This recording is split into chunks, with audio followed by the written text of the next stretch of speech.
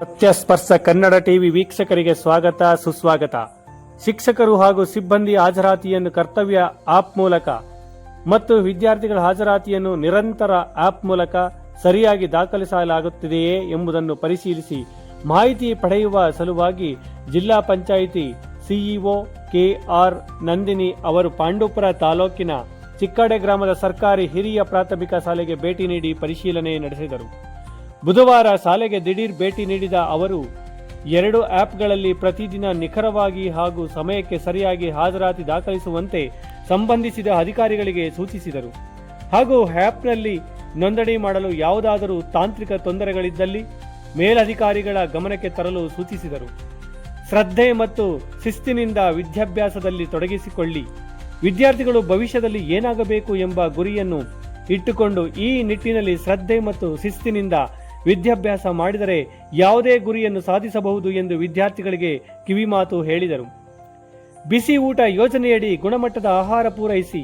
ಮಧ್ಯಾಹ್ನದ ಬಿಸಿ ಊಟ ಯೋಜನೆಯಡಿ ಗುಣಮಟ್ಟದ ಆಹಾರ ನೀಡಬೇಕು ಹಾಗೂ ಶಾಲೆಗೆ ಪೂರೈಕೆಯಾಗುವ ಆಹಾರ ಸಾಮಗ್ರಿಗಳನ್ನು ಕೆಡದಂತೆ ಸಂರಕ್ಷಿಸಬೇಕು.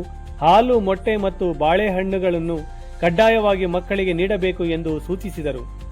ಶಾಲೆಯಲ್ಲಿನ ಬೋಧನಾ ಗುಣಮಟ್ಟ, ವಿದ್ಯಾರ್ಥಿಗಳ ಹಾಜರಾತಿ, ಮೂಲ ಸೌಕರ್ಯ, ಸ್ವಚ್ಛತೆ ಹಾಗೂ ಕುಡಿಯುವ ನೀರಿನ ವ್ಯವಸ್ಥೆಯನ್ನು ಅವಲೋಕಿಸಿದ ಅವರು ಮಕ್ಕಳ ಕಲಿಕೆಗೆ ಪೂರಕವಾದ ಉತ್ತಮ ವಾತಾವರಣ ನಿರ್ಮಿಸಲು ಅಗತ್ಯ ಕ್ರಮಗಳನ್ನು ಕೈಗೊಳ್ಳುವಂತೆ ಶಾಲಾ ಮುಖ್ಯೋಪಾಧ್ಯಾಯರು ಹಾಗೂ ಶಿಕ್ಷಣ ಇಲಾಖೆ ಅಧಿಕಾರಿಗಳಿಗೆ ನಿರ್ದೇಶನ ನೀಡಿದರು. ಸರ್ಕಾರದ ವಿವಿಧ ಶಿಕ್ಷಣ ಯೋಜನೆಗಳನ್ನು ಪರಿಣಾಮಕಾರಿಯಾಗಿ ಅನುಷ್ಠಾನಗೊಳಿಸಿ ಪ್ರತಿಯೊಬ್ಬ ವಿದ್ಯಾರ್ಥಿಗಳಿಗೂ ಗುಣಮಟ್ಟದ ಶಿಕ್ಷಣ ದೊರೆಯುವಂತೆ ಎಲ್ಲರ ಜವಾಬ್ದಾರಿಯಿಂದ ಕಾರ್ಯನಿರ್ವಹಿಸಬೇಕು ಎಂದು ಅವರು ತಿಳಿಸಿದರು. ಈ ಸಂದರ್ಭದಲ್ಲಿ ಶಾಲಾ ಶಿಕ್ಷಕ ಇಲಾಖೆಯ ಕ್ಷೇತ್ರ ಶಿಕ್ಷಣಾಧಿಕಾರಿ ಧರ್ಮಶೆಟ್ಟಿ, ಜಿಲ್ಲಾ ಪಂಚಾಯತ್ನ ಸಹಾಯಕ ಯೋಜನಾಧಿಕಾರಿ ಶ್ರೀಹರ್ಷ, ಶಾಲೆಯ ಮುಖ್ಯೋಪಾಧ್ಯಾಯರು ಮತ್ತು ಶಿಕ್ಷಕರು ಹಾಜರಿದ್ದರು. ಇವತ್ತು ಇಡೀ ದೇಶ ಡಿಪೆಂಡ್ ಆಗಿರೋದು ಫುಡ್ ಸೆಕ್ಯೂರಿಟಿ ಮೇಲೆ. ರೈತ ಊಟ ಹಾಕಿದ್ರೆ ತಾನೇ ಆಗೋದು ಎಲ್ಲಾನು. ಇಲ್ಲಾಂದ್ರೆ ಏನಾಗುತ್ತೆ? ಇಲ್ಲಿ ಓದಕ್ಕೆ ರೈತ ಆಗ್ತೀನಿ ಅಂತ ಹೇಳಿದ್ದಾರೆ ಮೇಡಮ್. ಯಾರು ರೈತ ಆಗ್ತೀನಿ ಅಂತ ಹೇಳಿದ್ರಿ ಕೈ ಎತ್ತಿ ಕೆಲವರು ಅನ್ಕೊಂಡಿದ್ದಾರೆ ಮೇಡಮ್. ನಾನು ರೈತ ಆಗ್ತೀನಿ ಅಂತ ಕೆಲವರು ಹೇಳಿದ್ದಾರೆ. ರೈತ ಆದ್ರೂ ತುಂಬಾ ಚೆನ್ನಾಗಿ ತಿಳ್ಕೊಳ್ಬೇಕು. ಪ್ರಪಂಚದಲ್ಲಿ ಎಲ್ಲ ರೈತರು ಏನ್ ಮಾಡ್ತಾ ಇದ್ದಾರೆ, ಹೆಂಗ್ ಮಾಡ್ತಾ ಇದ್ದಾರೆ, ನಾವೇನ್ ಚೆನ್ನಾಗಿ ಮಾಡ್ಬೋದು, ನಮ್ಮ ಇರೋ ಜಾಗದಲ್ಲಿ ಇರೋ ಜಮೀನಲ್ಲಿ ಹೆಂಗೆ ನಾವು ತುಂಬ ಸುಸ್ಥಿರವಾಗಿ ಒಳ್ಳೆ ಆದಾಯ ಬರೋಂಗೆ, ಪ್ರಕೃತಿಗೂ ಕೂಡ ಚೆನ್ನಾಗಿ ಹತ್ತಿರವಾಗಿರೋಂಗೆ ಹೆಂಗೆ ಬೆಳೆ ಬೆಳಿಬೋದು ಇದೆಲ್ಲರೂ ಯೋಚನೆ ಮಾಡ್ಬೋದು. ಆಯಿತಾ?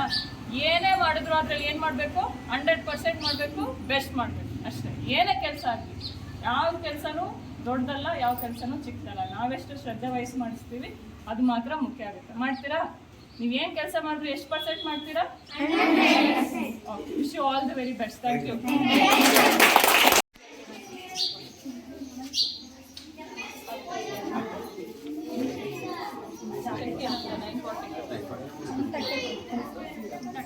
ಯಾವಾಗ ಚೆಕಿಂಗ್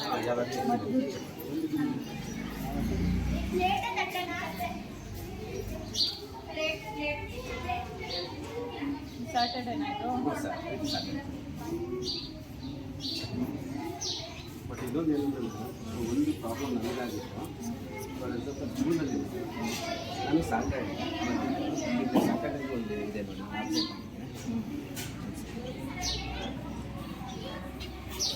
ಸರಿ, ಆಬ್ಸೆಂಟ್ ನಾನು ಬಂದಿರೋದು 8:30 ಬಂದಿದ್ದೀನಿ. 12:30ಗೆ ಮಾಮೂಲಿ ಸ್ಕೂಲ್ ಬಿಟ್ಟು ಇದಾಗಿದ್ದೀನಿ. ಬಟ್ ಆಬ್ಸೆಂಟ್ ಅದು ಹಾಫ್ ಡೇ ತಾನೇ ಲೆಕ್ಕ? ಇಲ್ಲ ಮೇಡಮ್, ಫುಲ್ ಡೇ. ಬೇರೆಯವ್ರಿಗೆಲ್ಲ ಪ್ರೆಸೆಂಟ್ ಬಂದಿದೆ. 2 ಸಲ ಬಂದಿದೆ. ನಮ್ಗೆ 2 ಸಲ ಪ್ರೆಸೆಂಟ್. ನಮ್ಗೆ ಆ ಥರ ಬಂದ್ಬಿಟ್ಟಿದೆ. ಅದೊಂದು ಸಮಸ್ಯೆ. ಕೆಲವು ಟೆಕ್ನಿಕಲ್ ಇಶ್ಯೂ ಇದೆ ಮೇಡಮ್. ಒಂದೊಂದ್ಸಲ ನಮಗೆ ½ ಅನ್ ಅವರ್ ಕಾಣಿಸುತ್ತೆ ಮೇಡಮ್. ಒಂದೊಂದ್ಸಲ ಅರ್ಧ ಗಂಟೆ ಬಿಟ್ಟು ಹೋಗ್ತೀವಿ. ಎಲ್ಲ ಒಂದೇ ಇಲ್ಲ. ಬಟ್ ನಾವು ಮೇನ್ ಮಕ್ಕಳು ತಿಳ್ಕೊಂಡು ಗೊತ್ತಾಗ್ತಾ ಇದೆ. ನಿರಂತರ ಏನು ಸಮಸ್ಯೆ ಇಲ್ಲ. ಜಾಸ್ತಿ ಟೈಮ್ ತಗೊಳುತ್ತೆ ಮೇಡಮ್. ರಿಜಿಸ್ಟ್ರೇಷನ್ ಮಾಡುವಾಗ ಸ್ವಲ್ಪ ಸಮಸ್ಯೆ ಆಯಿತು ಮೇಡಮ್. ತಗೋತಿರ್ಲಿಲ್ಲ ಬೇಗ. ಅದು ಅಂದರೆ ಮಗುನ ಫೇಸ್ನ ಡಿಟೆಕ್ಟ್ ಮಾಡುತ್ತೆ ಮೇಡಮ್. 3 ವರ್ಷನಲ್ಲಿ right side, left side, centre face ಅದು ರೆಕಗ್ನೈಸೇಷನ್ ಮಾಡಿ ಸರಿಯಾಗಿ ಅದು ಬಂದ್ಬಿಟ್ಟು ಒಂದು ಸ್ವಲ್ಪ ರೆಸಲ್ಯೂಷನ್ ಕಡಿಮೆ ಬಂದರೆ ಪುನಃ ಹೇಗೆ ತೆಗೆದು 3 ಸಲ ಅದೊಂದು ರಿಜಿಸ್ಟ್ರೇಷನ್ ಮಾಡಿದ್ರೆ ಮುಗಿತು.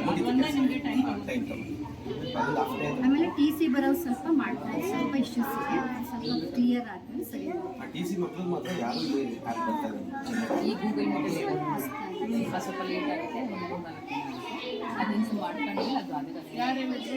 ಈಗ ಪ್ರಕಾಶ್ ನಮ್ಮ BRC ಕೋಆರ್ಡಿನೇಟರ್ ನಿರಂತರ ಗೂಗಲ್ ಆದರೆ ಈ ಮೀಟಿಂಗ್ ಮೇಡಮ್ ಬನ್ನಿ ಒಂದೇ ಮೇಡಮ್ ಒಂದೇ ನಿಮಿಷ ಸುಮ್ಮನೆ ಫೋಟೋ ಸೆಷನ್